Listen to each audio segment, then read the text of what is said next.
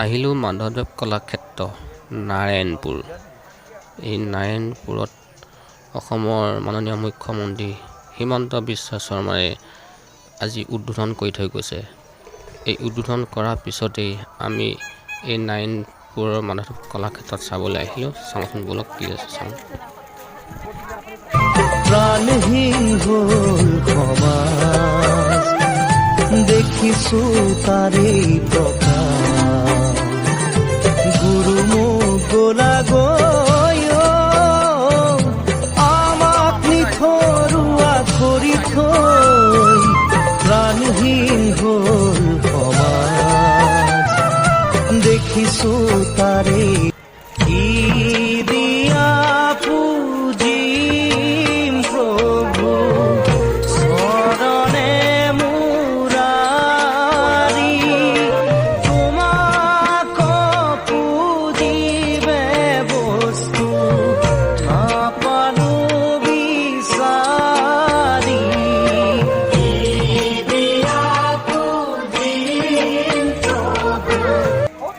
এয়া কলাক্ষেত্ৰৰ ভিতৰলৈ সোমাই আহিছোঁ।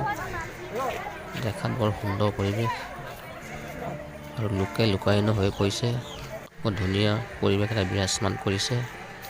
সুন্দৰ পৰিৱেশ শুনিবলৈ পাইছোঁ বিভিন্নৰ মুখত। শংকৰদেৱ কলাক্ষেত্ৰতকৈও মাধৱদেৱ কলাক্ষেত্ৰ বহুত ধুনীয়া আছে বুলি কৈছে। এতিয়া নামঘৰ ফালে আগবাঢ়ি গৈছোঁ।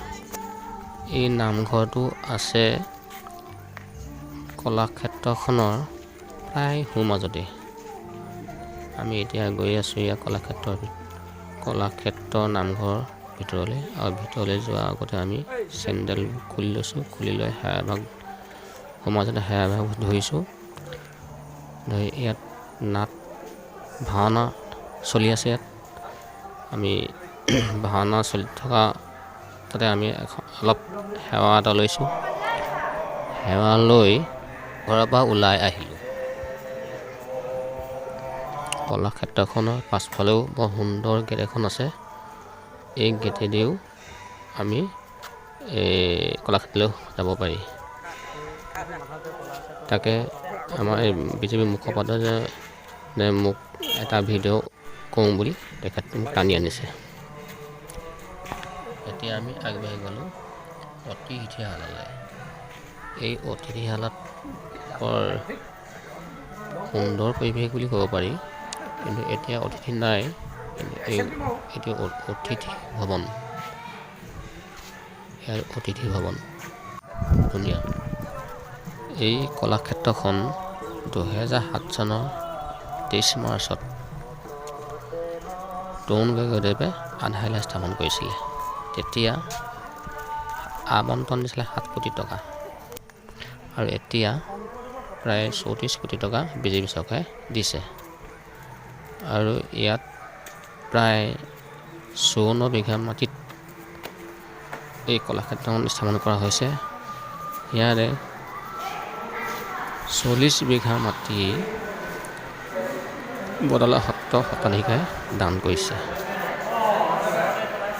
আমি এতিয়া ভিতৰত সোমাই গৈছোঁ। প্ৰেক্ষাগৃহৰ ভিতৰত আমি সোমাই গৈছোঁ। সোমাই ভিতৰত বহুত ধুনীয়া পৰিৱেশ এটা চলি আছে। চাওকচোন ধুনীয়া পৰিৱেশ। এয়া থাপনা সজাই থৈছে। বেলেগ ক'ৰবাৰ পৰা আনিছে, আনিয়ে সজাই থোৱা আছে। বিভিন্ন আৰু কাম আছে বহুত। এতিয়া ভৱনটোত বহুহে বনাই থোৱা আছে। ধুনীয়া পৰিৱেশ। এতিয়া চাওক এইবোৰ সুন্দৰ পৰিৱেশ। এতিয়া আমি আগবাঢ়িছোঁ জিৰণি চৰালৈ। জিৰণি চৰা বৰ সুন্দৰকৈ বনাইছে। জিৰণি চৰা একদম ধুনীয়া। চাওক আমি এতিয়া গৈ আছোঁ এই জিৰণি চৰালৈ। কি যে সুন্দৰ পৰিৱেশ। এই জিৰণি চৰাত আমি সকলোৱে জিৰণি লৈ থাকিব পাৰোঁ। চাওক পেলিভিজন বুলি কয় এইটো। এইপিনে বিভিন্ন নিজৰ নিজৰ কামত ব্যস্ত হৈ আছে। চাওক পৰিৱেশ সুন্দৰ পৰিৱেশ, বৰ ধুনীয়া লাগিছে। সুন্দৰকৈ মূৰ্তিখন সজাই থোৱা আছে। আমি যে আছোঁ নাৰায়ণপুৰ কলাক্ষেত্ৰত, হয়, এই বিষয়ে আপুনি এই কলাক্ষেত্ৰৰ বিষয়ে আপুনি অলপ কওকচোন। এইটো হ'ল আমাৰ গুৰুজনা মাধৱদেৱ শ্ৰী শ্ৰী মাধৱদেৱ কলাক্ষেত্ৰ। হয়, এইটো আমাৰ তাহান্তে আমাৰ প্ৰচলিত আছে। আমাৰ ধৰ্মগুৰু প্ৰচাৰক শংকৰ গুৰুৰ প্ৰিয় শিষ্য মাধৱদেৱ, আৰু তেখেতৰ নামাকৰণ লৈ পেলাই আমাৰ বৰ্তমান এই মাধৱদেৱ কলাক্ষেত্ৰখন নিৰ্মাণ কৰা হৈছে। যথেষ্ট ব্যয় ইয়াত মানে খৰচা কৰি ইয়াত বনোৱা হৈছে। গতিকে সকলো অসমবাসী ৰাইজক আজি আমাৰ মাননীয় মুখ্যমন্ত্ৰী আমাৰ মামাস্বৰূপ শ্ৰী হিমন্ত বিশ্ব শৰ্মাদেৱে আমাৰ কলাক্ষেত্ৰখন আজি উদ্বোধনী কৰে। গতিকে সকলো ৰাইজক, অসমবাসী ৰাইজক, ভাৰতবাসী ৰাইজক সকলোকে আমি কৰপূৰ্তে আহ্বান কৰিছোঁ, আপোনালোকে আহক, আমাৰ কলাক্ষেত্ৰখন চাওক। ইয়াত বিভিন্ন কীৰ্তি-চিহ্নে ভৰপূৰ হৈ আছে, আৰু ইয়াত ষ্টেডিয়াম ইত্যাদিৰ পৰা ধৰি আপোনাৰ এটা বৰ নিৰ্মল পৰিৱেশে ইয়াত এটা আপোনালোকে পাব। গতিকে সকলো ৰাইজকে আমি অসমবাসী ৰাইজক এই মাধৱদেৱ কলাক্ষেত্ৰখন চাবৰ কাৰণে, পৰিদৰ্শন কৰিবৰ কাৰণে সকলোকে আমি কৰপূৰ্তে আহ্বান জনাইছোঁ। ধন্যবাদ।